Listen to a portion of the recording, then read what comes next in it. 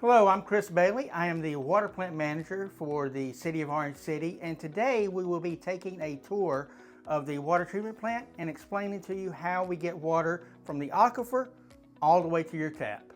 The water comes in here at the raw water line. We have 3 wells on site. 3 are right across the road, as well as 5 over there, and then 4 by the park. It merges into this raw water line and then take a 90-degree into the process itself. Now, as you can see, the water coming from the wells looks relatively clear. However, what you can't tell is that there's a heavy hydrogen sulfide smell in this. Now, in addition to that, there's high iron, there's high total organic carbon, a number of different what's called contaminants in the water that needs to be removed. So as we go through the process, you'll see how this water clears up. So after the water comes up through the aquifer, it enters into this booster pump station. This booster pump station gives it a little bit of extra oomph that it needs to get through the contact tanks and the filters to get up to the ground storage tank. Inside these tanks, what happens is it breaks up into its various components. This happens over 20 minutes of contact time. So that's why these contact chambers are important, because it gives time for the chemical to actually do its job. So you can see here, the water looks a lot darker. However, what that actually is the chemical is doing its job. So this is our sodium permanganate pavilion. As you can see, the chemical itself is a very dark purple. Now, just 13 or 14 milliliters a minute can treat 1,200 gallons a minute. Inside this cup is maybe 20 or 30 mils. This could treat 1,000, 1,200 gallons in a minute.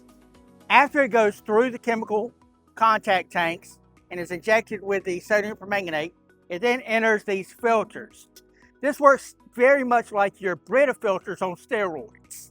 So the water will come in at the top, it goes down through this media, and then it will go over into our ground storage tanks. But as it's removing the contaminants, it is getting dirtier and dirtier. And so what we will have to do is every 75 hours, we will need to backwash the filters. We will use water from the ground storage tanks to push the media up, expand the media, knock all of that material off. That material then goes over into the recycle tank where it settles out. If you look at the water at the end of this process, it is extremely clear. This is as clear as anything you would get at Walmart or bottled water. Meets all the state and federal regulations, and it is extremely clear, especially compared to the chemical water that we just saw a moment ago. Once it goes through the filters, it goes into the ground storage tanks.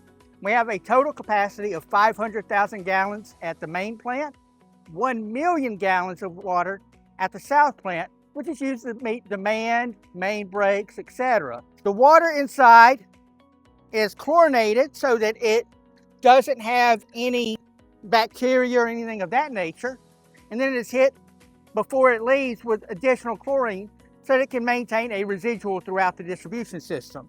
And again, you can see that the water is extremely crystal clear inside those tanks. After it leaves the storage tanks, these pumps are activated through SCADA in order to meet demand. This is your high service pumps that will pump it into the system to make sure that you have good, high quality water. We have 4 operators which are certified through the state to make sure that they are constantly checking and making sure that we have the highest quality water possible for you. We take over 100 tests per day to make sure that we're maintaining the regulations, federal and state, to protect your water quality. So after it is pumped to the distribution system, that is when it gets through to your house and provides you beautiful, crystal clear water that is not only safe to drink, but delicious.